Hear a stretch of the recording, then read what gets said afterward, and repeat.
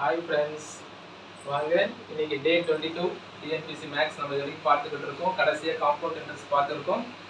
அதில் காம்பவுண்ட் இன்ட்ரெஸ்ட்டில் நம்ம ஒரு 2 ஃபார்முலாஸ் வந்து பார்த்து வந்தோம் இல்லைங்களா. இப்போ அதோட கண்டினியூவேஷன் இன்னைக்கு நம்ம பார்க்கலாம். வீடியோவை ஸ்கிப் பண்ணாமல் பாருங்கள். சரி, ஃபர்ஸ்ட் கொஸ்டின் என்ன அப்படின்னு பார்த்தீங்கன்னா, காம்பவுண்ட் இன்ட்ரெஸ்ட் ஆன் 16,000 இதுதான் நம்முடைய principal amount and for 9 months it is a period and at 20% rate of interest கொடுத்துட்டாங்க. தென் என்ன கேட்குறாங்கன்னா காம்பவுண்டட் குவார்டர்லி. இதுக்கு முன்னாடி நம்ம என்ன செஞ்சுருக்கோம் அப்படின்னா காம்பவுண்டட் இயர்லி பார்த்துருக்கோம், காம்பவுண்டட் ஹாஃப் இயர்லி பார்த்துருக்கோம். இப்போ தான் ஃபர்ஸ்ட் டைம் நம்ம என்ன பண்ண போறோம்னா காம்பவுண்டட் குவார்டர்லி அப்படின்றத பார்க்க போகிறோம். இதுக்கு தனி ஃபார்முலா இருக்குது. ஸோ அந்த ஃபார்முலா அப்ளை பண்ணிவிட்டு நம்ம ஆன்சரை ஈஸியாக கண்டுபிடிச்சிடலாம். ஸோ ஃபஸ்ட்டு இந்த டைப்புக்கான காம்பவுண்டட் குவார்டர்லி அப்படின்னா அதுக்கான ஃபார்முலா என்னன்னு பார்த்துருவோம். amount A equal to P into 1 plus R by 400 the whole power 4n. இது வந்து என்னன்னா when the interest is compounded quarterly.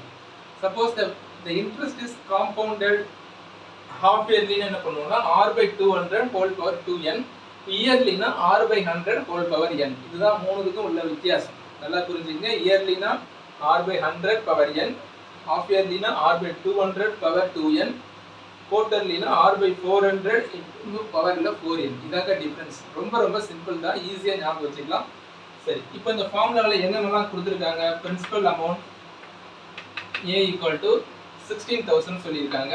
So 16,000 into 1 plus what is rate of interest பார்த்தீங்கன்னா 20% சொல்லியிருக்காங்க.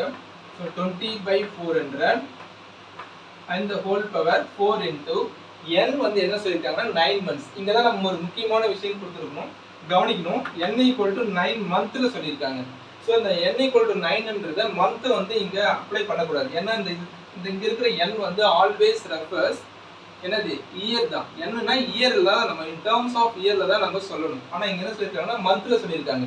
ஸோ இப்போ நாம் என்ன செய்யணும், இந்த மந்த்தை இயருக்கு கன்வெர்ட் பண்ண போகிறோம். அப்போ இயருக்கு கன்வெர்ட் பண்ணோம்னா 9/12 ஒரு வருஷத்துக்கு 12 மாதம் இருக்கு இல்லைங்களா. அதனால 9/12 இயருக்கு கன்வெர்ட் பண்ணிக்கலாம்.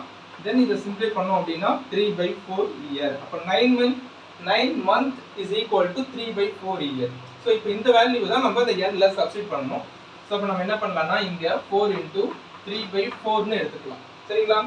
ஸோ இப்போ இந்த 4 நம்ம கேன்சல் பண்ணிடலாம். இங்கே 0 கேன்சல் பண்ணிக்கலாம். இங்கே 1 2s are 2, இது வந்து என்ன பண்ணிக்கலாம் 22s are 40. ஸோ அப்போ பார்த்தீங்கன்னா 16,000 1 plus இங்கே என்ன இருக்குன்னா 1/20 the whole power 3 இருக்கு.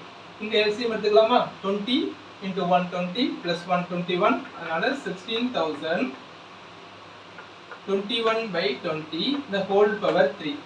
சரிங்களா. ஸோ அப்போ நம்ம என்ன பண்ணிக்கலாம், இதை whole power 3னால 3 times எழுதிக்கலாம். 21/20 into 21/20 into 21/20. சரிங்களா. ஸோ இப்போ ஒரு 0, இதுமாதிரி செகண்ட் டினாமினேட்டர் வந்து ஒரு 0 அண்ட் தேர்ட் டினாமினேட்டர் வந்து ஒரு 0 கேன்சல் பண்ணிக்கலாம். சரி, இப்போ டினாமினேட்டர் இங்கே 16 இருக்குது, இங்கே 2 இருக்குது, இங்கே ஒரு 2 இருக்குது. 1 2s are 2, 8 2s are 16, again 1 2s are 2, 4 2s are 8, again 1 2s are 2, இங்கே என்ன பண்ணிடுறோம் 2 2s are 2. அப்போ என்னென்ன நம்பர்ஸ் இருக்குன்னு பார்த்தீங்கன்னா 2 into 21 into 21 into 21. சரிங்களா. சரி, இப்போ பாருங்க, இப்போ நம்ம இதை மல்டிப்ளை பண்ணோம்னா நமக்கு என்ன கிடைக்கும், அமௌண்ட் கிடைக்கும். இப்போ என்ன பண்ணலாம், 21 into 21 மல்டிப்ளை பண்ணீங்கன்னா 441. 441 into 21 பண்ணீங்கன்னா நமக்கு என்ன கிடைக்கும் 9261 அப்படின்னு நமக்கு கிடைக்கும். இப்போ 321 மல்டிப்ளை பண்ணும்போது 9261 கிடைக்குது. இப்போ மறுபடியும் நம்ம 2 ஆல் மல்டிப்ளை பண்ணும்போது 1 2s are 2, 6 2s are 12 and 2 2s are 4, 4 plus 1 5 and 9 2s are 18. 18,522 அதுதான் நமக்கான அமௌண்ட். இப்போ காம்பவுண்ட் இன்ட்ரெஸ்ட் நம்ம கண்டுபிடிக்கும் போது நமக்கு என்ன கிடைக்குது அப்படின்னா அமௌண்ட் மைனஸ் பிரின்சிபல். ஸோ அப்போ பாருங்க 18,522 minus 16,000 equal to 225 and 18 minus 16 2,522 தான் நமக்கான காம்பவுண்ட் இன்ட்ரெஸ்ட். எப்படின்னா when the interest is compounded quarterly அப்படின்னு சொல்லும்போது நமக்கு இந்த ஆன்சர் 2522 அப்படின்ற காம்பவுண்ட் இன்ட்ரெஸ்ட் நமக்கு கிடைக்குது. சரிங்களா, புரிஞ்சுதா. இப்போ நம்ம செகண்ட் क्वेश्चन பார்க்கலாமா. சரி,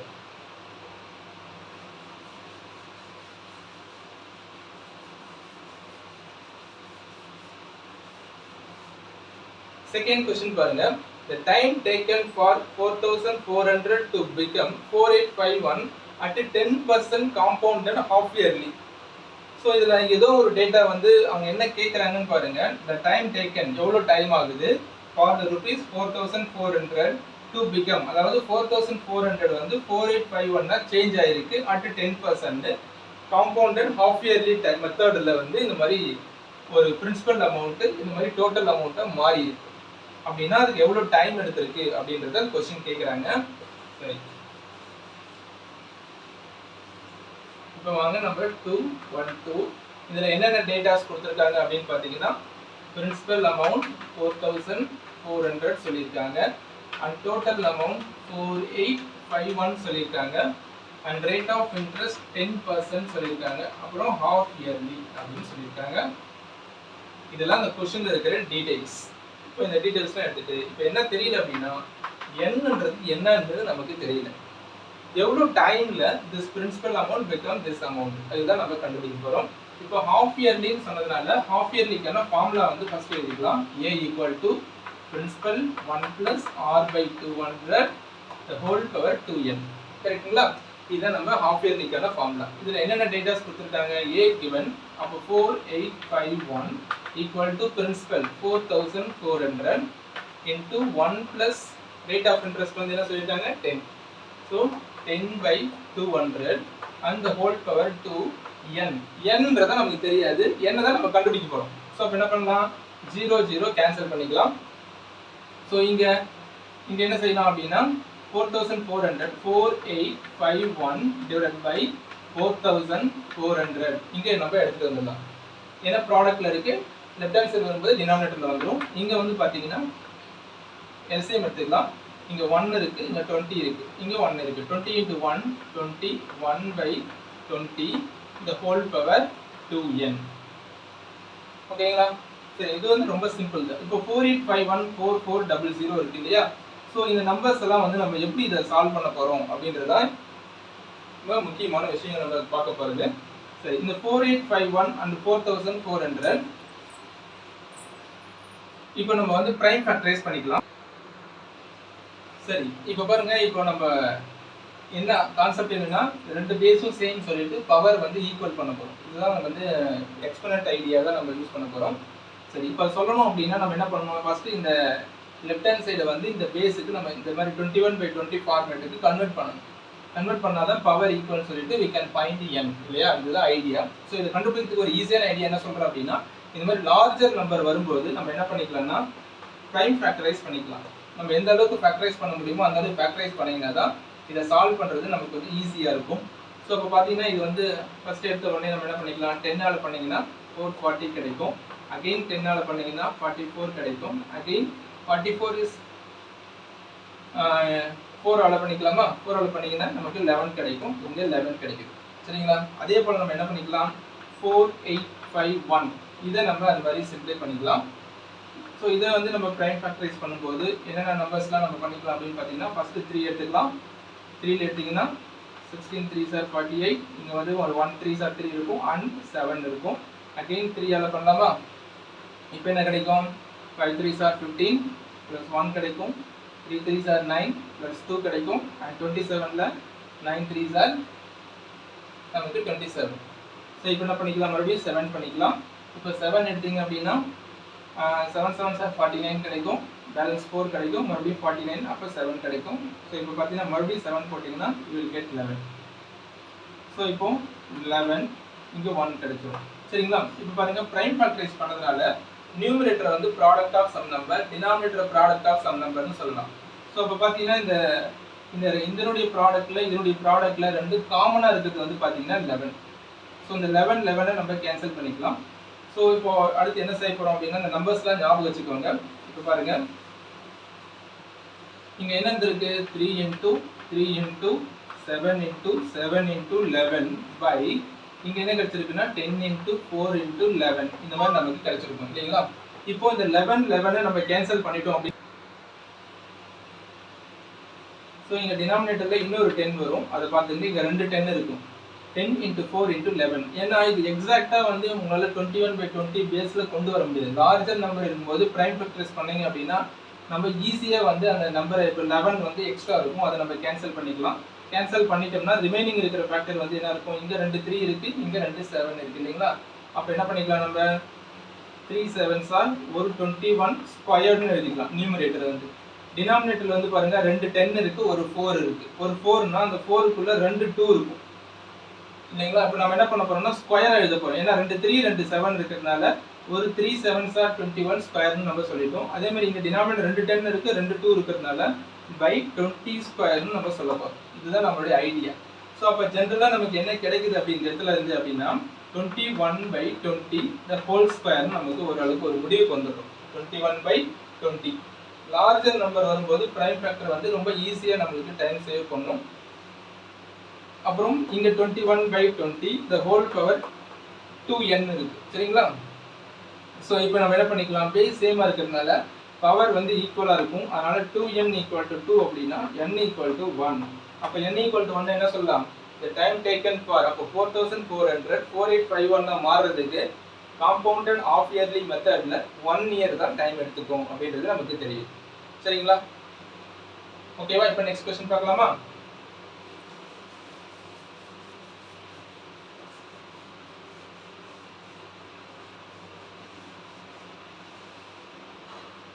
சரி, இப்போ 213 இதுல in how many years 3375 becomes 4096 at 13 of rate of interest compounded half yearly.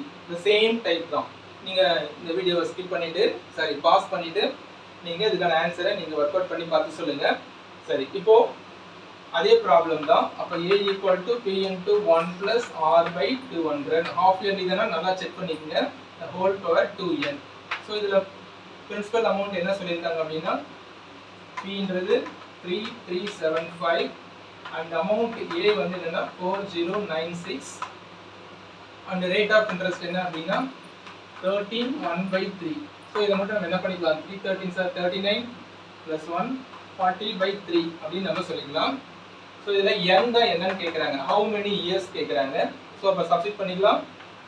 4096 = 3375 into 1 plus r வந்து என்ன அப்படின்னா 40/3. ஆல்ரெடி இங்க ஒரு 200 இருக்கிறதுனால this become 40/600 and 2n. n வந்து நமக்கு தெரியாது சரிங்களா. ஸோ இப்போ நம்ம என்ன பண்ணிக்கலாம், இங்க ஒரு 0 கேன்சல் பண்ணிக்கலாம்.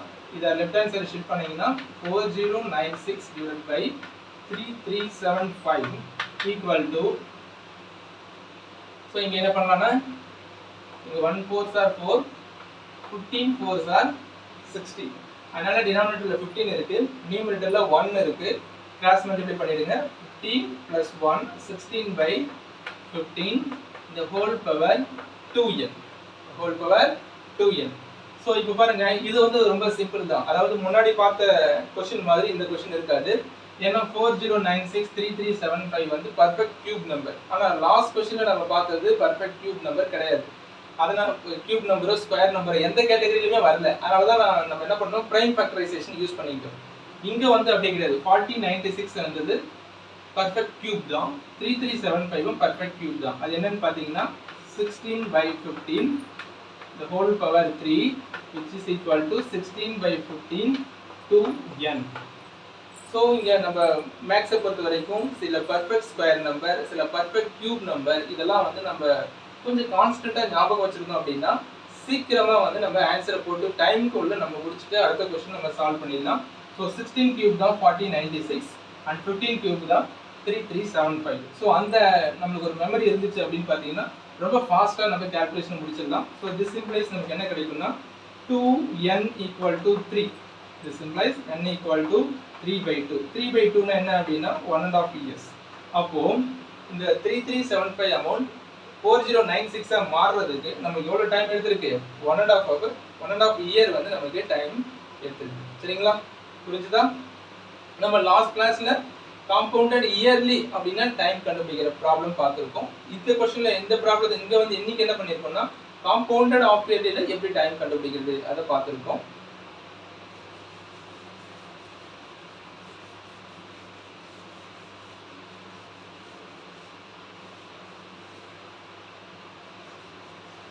சரி, அடுத்து பாருங்க the sum which amounts to 2662 at 10% in 3 years. இப்போ பாருங்க இங்க என்ன சொல்லிருக்காங்கன்னா the sum சொல்லிருக்காங்க which amounts to. இப்போ இந்த sumன்றது என்ன அப்படினா நமக்கு தெரியல. sumன்றது என்னன்னா தெரியல. ஏதோ ஒரு தெரியாத ஒரு unknown amount வந்து என்னவா மாறி இருக்கு அப்படினா 2662 ஆ மாறிடுச்சு. எப்போனா 10% rate of interest 3 years குள்ள மாறி இருக்கு. இது வந்து என்னன்னா 3 years சொல்லிட்டு ஜெனரலா எதுவும் சொல்லல. compounded yearly concept தான் இது. அதனால நம்ம என்ன பண்றோம்னா இங்க a equal to p into 1 plus r by 100 the whole power n. இது ஐடியா. சோ இதுல n3 சொல்லிருக்காங்க and r equal to 10% சொல்லிருக்காங்க and amount a equal to 2662 சொல்லிருக்காங்க. என்ன தெரியல, n r a கொடுத்துட்டாங்க. what is p? p தான் நமக்கு தெரியாத வேல்யூ. அதுதான் நமக்கு என்ன கேக்குறாங்க. So அப்ப நான் என்ன பண்றேன்னா 2662 equal to p into 1 plus 10 by 100 the whole power 3. So ஒரு 0 cancel பண்ணிட்டீங்க அப்படின்னா 2662 equal to principal இது வந்து 11 by 10 the whole power 3 அப்படின்னு நமக்கு கிடைக்குது. சரிங்களா? சரி, இப்போ என்ன செய்யலாம், இந்த 11 by 10 p தான் நமக்கு வேணும். அதனால இதை ரெசிப்ரோக்கல் எடுத்துக்கலாம். அப்போ 2662 அந்த 11 by 10 இந்த சைடு வரும்போது என்ன ஆகும்னா 10 by 11 into 10 by 11 into 10 by 11 equal to p இந்த மாதிரி மாறி இருக்கும். ஸோ இதுல இருந்து பிரின்சிபல் அமௌண்ட் என்ன பண்ணலாம், இப்போ இந்த 11 கியூப் இது வந்து என்ன இருக்குன்னா இந்த 2662 இருக்கு இல்லைங்களா, இது 2 into 1331 அப்படின்னு எழுதிங்க அப்படின்னா இது வந்து 11 கியூபோட answer by 11 into 11 into 11 into 10 into 10 into 10 equal to p. சரிங்களா? சரி, இப்போ 2662ன்றது 2 into 1331 னா இங்க 11 கியூபும் 1331 தான். இது அட் a டைம்ல நீங்க கேன்சல் பண்ணிக்கலாம். 11 கியூப் 12 கியூப் 13. லாஸ்ட் क्वेश्चनல நம்ம 15 கியூப் பார்த்தோம், 16 கியூப் பார்த்தோம். சில பர்ஃபெக்ட் ஸ்கொயர் நம்பர்லாம் ரொம்ப கான்ஸ்டன்ட்டா நம்ம மெமரியில வச்சிட்டே இருந்தோம்னா ப்ராப்ளம் ரொம்ப ஸ்டெப்ஸ்லாம் ரொம்ப ஈஸியா சிம்ப்ளை பண்ணிக்கலாம். ஸோ இப்போ என்ன இருக்குன்னா 2 10 10 10 அப்போ ஆன்சர் என்ன கிடைக்குது அப்படின்னா 2000. இதுதான் நம்மளுடைய அந்த ஒரிஜினல் சம். இந்த 2000 தான் நமக்கு 3 இயர்ஸ்ல ரேட் ஆஃப் 10% என்னவா மாறி இருக்கு, 2662 மாறுது. ஓகேங்களா? புரிஞ்சுதா? சரி, இப்போ நம்ம அடுத்த क्वेश्चन பார்க்கலாம்.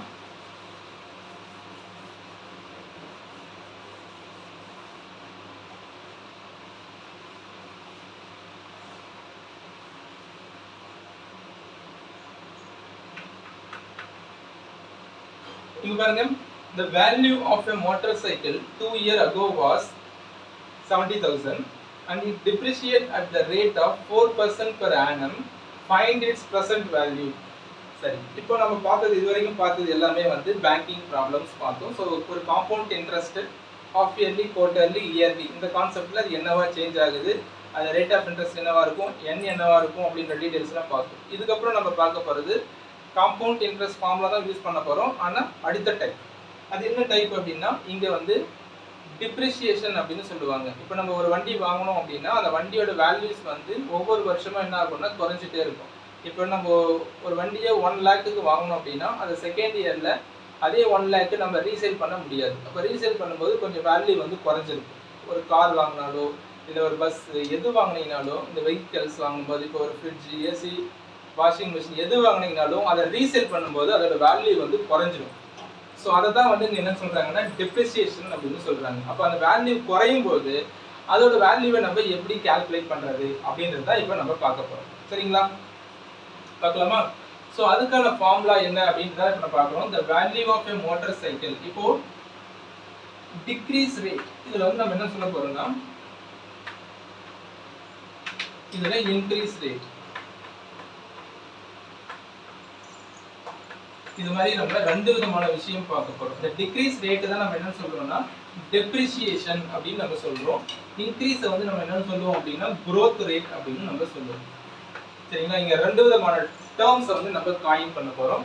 ஒன்று வந்து டிக்ரீஸ் ரேட், இன்னொன்று வந்து இன்க்ரீஸ் ரேட். டிக்ரீஸ் ரேட்டை வந்து பொதுவாக நம்ம டெப்ரிசியேஷன் சொல்லுவோம். இன்க்ரீஸ் ரேட்டை பொதுவாக நம்ம growth ரேட்னு நம்ம சொல்ல போறோம். இப்போ நம்ம growth ரேட்னா என்ன அப்படின்னா இங்க பாருங்க, இதுல a equal to p into 1 plus r by 100 the whole power n. இது வந்து as usual நம்ம காம்பவுண்ட் இன்ட்ரெஸ்ட் கண்டுபிடிக்கிறதுக்கான அதே ஃபார்முலா தான் இந்த growth ரேட்டுக்கு நம்ம யூஸ் பண்ண போறோம்.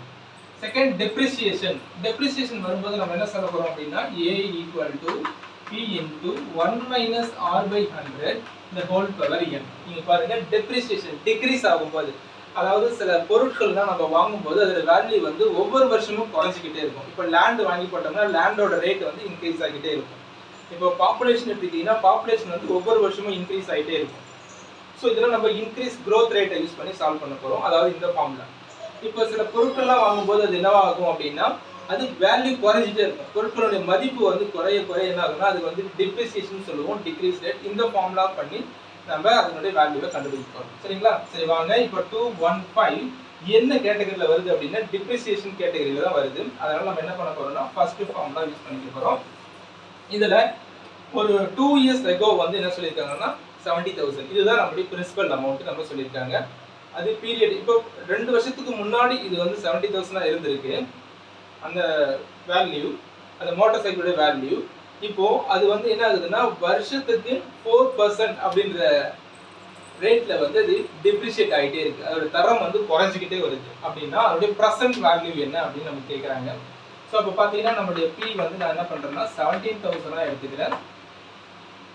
அண்ட் ஆர் வந்து 4% எடுத்துக்கிறேன். அண்ட் என் வந்து 2 இயர்ஸ் எடுத்துக்கிறேன். அப்படின்னா என்னுடைய ப்ரெசன்ட் வேல்யூ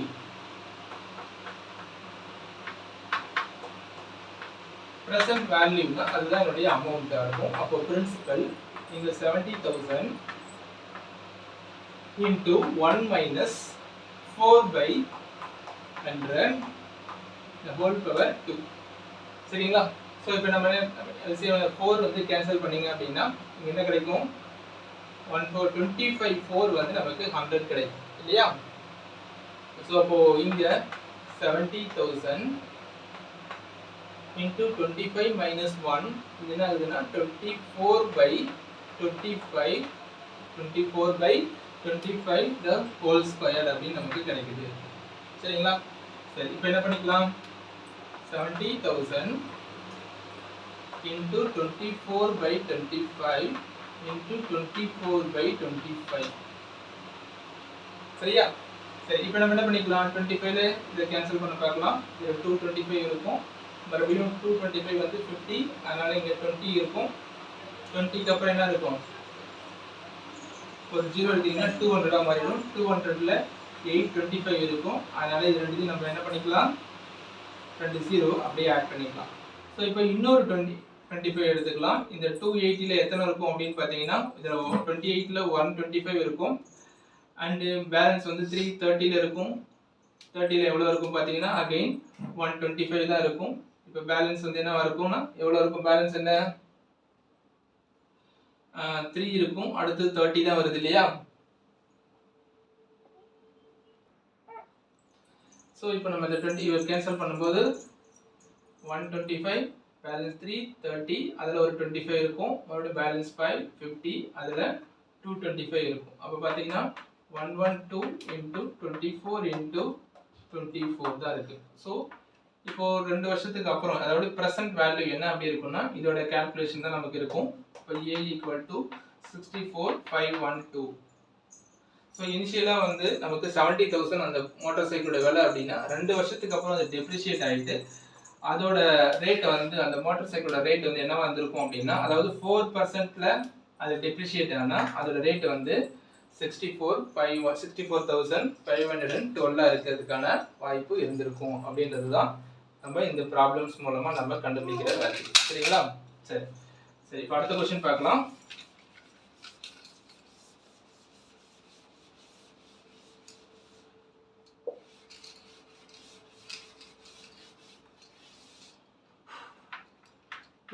என்ன மெத்தட் பார்க்கலாம். The cost of a machine is 18,000. It depreciates at a rate of 16/2/3. Rate of interest mixed fraction இருக்கு. Its value after 2 year will be அப்படின்னு கேக்குறாங்க. இப்போ இந்த cost of a machine அதோட present value என்ன அப்படின்னு பாத்தீங்கன்னா 18,000. அதோட rate of interest எப்படி எந்த வேகத்துல depreciate ஆகுது அப்படின்னு பாத்தீங்கன்னா 16/2/3 அந்த இதுல depreciate ஆகுது. Its value after 2 year will be. அப்ப n equal to என்னன்னு கேக்குறாங்க. சரிங்களா? இப்போ இது ரெண்டு பிரசன்ட் வேல்யூ கொடுத்துட்டாங்க. 2 இயர்ஸ்க்கு அடுத்து என்ன வேல்யூன்னு தான் கேக்குறாங்க. இது வந்து என்னவா இருக்கு? Depreciation problem. டெப்ரிசியேஷன் ப்ராப்ளம் அப்படின்னா நமக்கு என்ன ஃபார்முலா நமக்கு வேணும்? a equal to p into 1 minus r by 100. growth rate problemனா 1 plus and depreciation rate decrease rate அப்படின்னா 1 minus r by 100 whole power n. so இதுல நம்ம 18000 into 1 minus இங்க rate of interest என்ன mixed fraction இருக்கிறதுனால 316 48 ஒரு 2 50 by 3. அதனால நம்ம என்ன பண்றோம்? 50 by 300. denominator already 100 இருக்கிறதுனால 300 our n equal to என்னன்னா 2 year இல்லையா? அப்ப n equal to 2 நம்ம 2 ன்னு எடுத்துக்கலாம். so இப்போ a equal to 18000 into ஒரு 0 கேன்சல் பண்ணிக்கலாம். இங்க 1 5s are 5 6 5s are 30 இல்லையா? அப்ப 1 by 6 இருக்கு. 1 by 6 க்கு LCM எடுத்தோம்னா 6 minus 1 5 by 6 the whole power 2. கரெக்ட்டா? சரி இப்போ என்ன பண்ணலாம்? 18000 into 5 by 6 into 5 by 6. சரிங்களா? சோ இப்போ கேன்சல் பண்ணிக்கலாமா? 6 டேபிள்ல 18 கேன்சல் ஆகும் தானே? அப்ப 1 6 are 6. இங்க என்ன பண்றீங்க? 3 6 are 18 அப்படினா 3000. அகைன் ஒரு 6 இருக்கு. 13 நம்ம கேன்சல் பண்ணிக்கலாம். 5 6 are 30 அப்படி நமக்கு கிடைக்கும். அன்பேலன்ஸ் இருக்கிற 20. சரிங்களா? இப்போ பாருங்க ரொம்ப சிம்பிள். இங்க 500 இருக்கு and 5 into 5 இருக்கு. 5 5s are 25 25 5s are 125 and இங்க என்ன பண்றீங்க? 125 00 போட்டு. சரிங்களா? ரொம்ப ஈஸியா பண்ணிக்கலாம். this is இப்போ இத என்ன சொல்றாங்கன்னா காஸ்ட் ஆஃப் a machine 2 வருஷத்துக்கு அப்புறம் இந்த 16 2/3 ரேட் ஆஃப் இன்ட்ரஸ்ட்ல அதோட வேல்யூ என்னவா இருந்திருக்கும் அப்படினா 12500. அதாவது 18000 இருக்கிற ஒரு மெஷின் இது என்னவா மாறுது? டிப்ரிஷியேட் ஆகுது இல்லையா? அதனால அந்த வேல்யூ வந்து 12500 நமக்கு சேஞ்ச் ஆயிருக்கு. சரிங்களா? இப்போ டிப்ரிசியேஷன்ல 2 ப்ராப்ளம்ஸ் பார்த்திருக்கோம். நெக்ஸ்ட் செட் ஆஃப் क्वेश्चनல பார்க்கலாம்.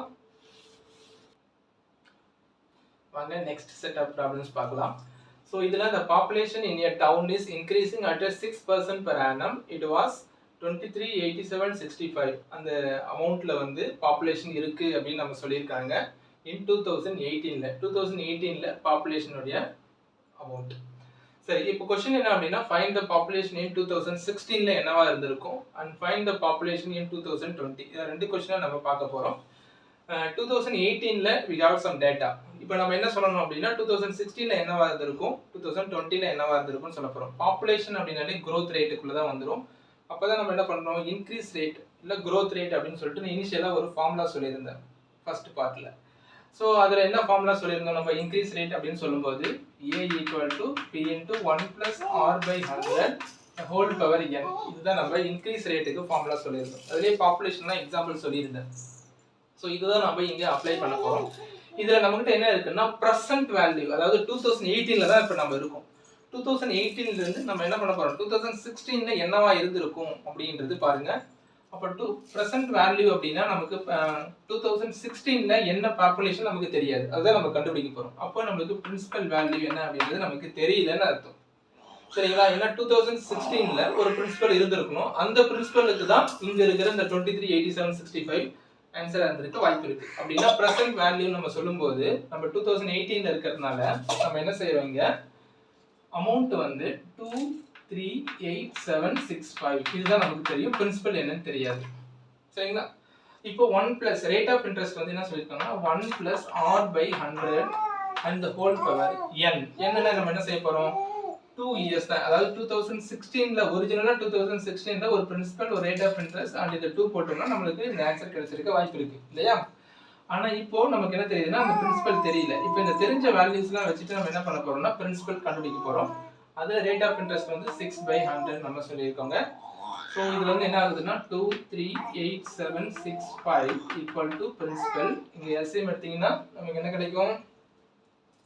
100 plus 6 இங்க வந்து 106/100 the whole square கிடைக்குது. அப்ப இது சிம்பிளைஸ். அப்புறம் நம்மளுடைய p என்னவா இருந்திருக்கும் அப்படினு பாத்தீங்கன்னா p equal to 238765 divided by இங்க என்ன வந்திருக்கும்? 106 into 106 into 100 into 100.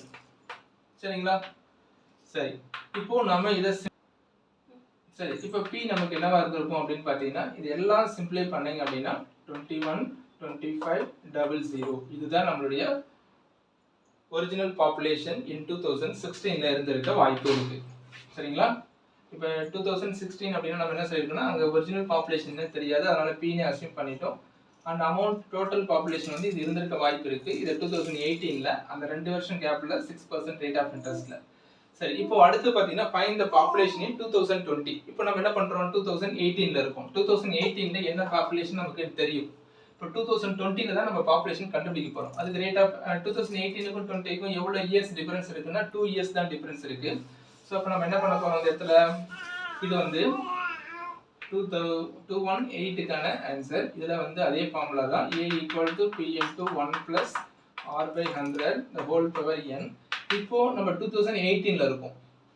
அண்ட் நம்ம கண்டுபிடிக்க போறது 2020ல. அப்ப என்னுடைய பிரசன்ட் பாப்புலேஷன் வந்து பாத்தீங்கன்னா இந்த 238,765 into 1 + 6/100 and n வந்து 2018க்கும் 20க்கும் அதே 2 இயர்ஸ் தான் டிஃபரன்ஸ். அதனால நம்ம என்ன வந்து 2 போட்டுக்கிறோம். சோ ஆன்சர் வந்து பாத்தீங்கன்னா 238,765 இங்க அதே 106/100 கிடைக்கும். அப்ப into 106 into 106 divided by 100 into 100. சரி, இப்போ இதெல்லாம் சிம்பிளை பண்ணோம் அப்படின்னு பாத்தீங்கன்னா நமக்கு என்ன கிடைக்கும்னா 268,276 இதுதான் நம்மளுடைய ஃபியூச்சர் பாப்புலேஷன். அதாவது 2020ல நமக்கு என்ன பாப்புலேஷன் இருந்திருக்க வாய்ப்பு இருக்கு அப்படின்னா 268,276 இருந்திருக்க வாய்ப்பு இருக்கு. சோ இந்த क्वेश्चनல நமக்கு ஒரு எக்ஸ்பீரியன்ஸ் கிடைக்குது பாருங்க. 2018ல கொடுத்துட்டாங்க பாப்புலேஷன். சோ 2 வருஷத்துக்கு முன்னாடி என்னவா இருந்திருக்கும், 2 வருஷத்துக்கு அப்புறம் என்னவா இருந்திருக்கும் அப்படின்றதுக்கும் நம்ம ஒரே ஃபார்முலா தான் யூஸ் பண்ணிருக்கோம். என்ன டிஃபரன்ஸ் அப்படின்னா 2016 போடும்போது இத அமௌண்ட் ஏன்னு ஃபிக்ஸ் பண்ணிட்டோம். 2020 போகும்போது இதுதான் பிரின்சிபல் அப்படின்னு சொல்லிட்டு ஃபிக்ஸ் பண்ணி போட்டுருக்கோம். இந்த கிளாரிட்டி மட்டும் உங்களுக்கு தெளிவா இருந்துச்சுன்னா எந்த क्वेश्चन கேட்டாலும் ஆன்சர் பண்ணிடலாம். சரி, வாங்க நம்ம நெக்ஸ்ட் क्वेश्चन போகலாம்.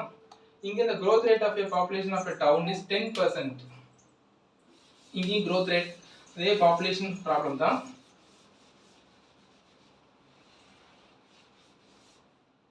The growth rate of a population of a town was 10% அப்படினா per annum. ஒவ்வொரு தடவையும் ஒவ்வொரு வருஷத்துக்கு 10% வந்து இன்க்ரீஸ் ஆயிட்டே இருக்கு. Presently it is ஒரு amount of population கொடுத்திருக்காங்க. Find the population 3 years ago was. So 3 years ago க்கு அப்புறம் அது என்னவா இருந்திருக்கும் அப்படின்றத நம்ம கண்டுபிடிக்க போறோம். சரிங்களா? சரி, இதுக்கு ஃபார்முலா நமக்கு தெரியும். என்ன அப்படினா a = principal into 1 plus r/100. சரிங்களா? சரி, இதுல என்னென்ன டேட்டா கொடுத்திருக்காங்க அப்படினு பாருங்க. a = இங்க the growth rate of a population r வந்து நமக்கு 10% சொல்லிட்டாங்க. and presentா இருக்கிறது வந்து என்ன அப்படினா 2620 and population 3 years ago 3 வருஷத்துக்கு முன்னாடி என்னவா இருக்கும். இது வந்து present population. 3 வருஷத்துக்கு முன்னாடி அப்படினா நமக்கு தெரியாது. அந்த முன்னாடின்றது தான் நம்ம என்ன பண்ண போறோம்னா பிரின்சிபல் தெரியாத அப்படினு வச்சிருக்கோம். இப்போ presentா இருக்கிறது given. so 26620 அது மட்டும் நம்ம given அப்படினு சொல்லிட்டு வச்சிருக்கோம். 3 years ago ன்னு சொன்னதனால நம்ம பிரின்சிபல் நமக்கு தெரியல. ஒருவேளை after 3 years ன்னு சொல்லிருந்தாங்க அப்படினா நம்ம இத பிரின்சிபலா எடுத்துட்டு அமௌண்ட் கண்டுபிடிச்சிருக்கலாம். ஆனா இப்போ present population கொடுத்துட்டு 3 வருஷத்துக்கு முன்னாடி என்னன்னு கேக்குறதுனால அது அமௌண்ட் நம்ம எடுத்துறோம். சோ அப்ப 26620 equal p into 1 plus r/100 னா இது வந்து 10% இல்லையா? அப்போ 1 plus 10/100 whole power 3 இங்க கேன்சல் பண்ணிக்கலாம். அப்ப 26620 equal to principal into இது என்ன அப்படினா 11/10 the whole power 3. 11/10 the whole power 3. இந்த பாருங்க இந்த 2662 இருக்கு. இந்த நம்பர் ஏற்கனவே நம்ம கால்குலேஷன்ல யூஸ் பண்ணிருக்கோம். என்ன நம்பர் நம்ம சொல்லிருக்கோம் 2 into 1331 ன்னு இத அப்படியே பிரிச்சுக்கலாமா? இது வந்து 11 கியூப். அதனால மறக்காதீங்க 1331 ன்றது 11 கியூபோட ஆன்சர். அண்ட் இங்க வந்து ஒரு 0 இருக்கிறதுனால நம்ம என்ன பண்ணிக்கலாம், இத வந்து 20 அப்படினு போட்டுக்கலாம். 20 into 1331 நம்ம லெஃப்ட் ஹேண்ட் சைடு சொல்லிட்டோம் அப்படினா p into இது வந்து 11 cube by 10 cube இல்லையா? சோ இப்போ இது வந்து 11 cube தான். இது அப்படியே நம்ம கேன்சல் பண்ணிக்கலாம். this implies principal equal to 20 into 10 cube. So இதுதான் கிடைக்கும். அப்ப என்ன 3 years ago population என்னவா இருந்திருக்க வாய்ப்பு இருக்கு அப்படினா 20,000 ஆ இருந்திருக்க வாய்ப்பு இருக்கு. கரெக்ட்டுங்களா? ஸோ இந்த சில நம்பர்ஸ்லாம் நம்ம அடிக்கடி யூஸ் பண்ணுவோம், அதனால கான்ஸ்டன்ட்டாக ஞாபகம் வச்சுக்கோங்க. சரி, இப்போ நெக்ஸ்ட் பார்க்கலாம். இதுல the last question பாருங்க.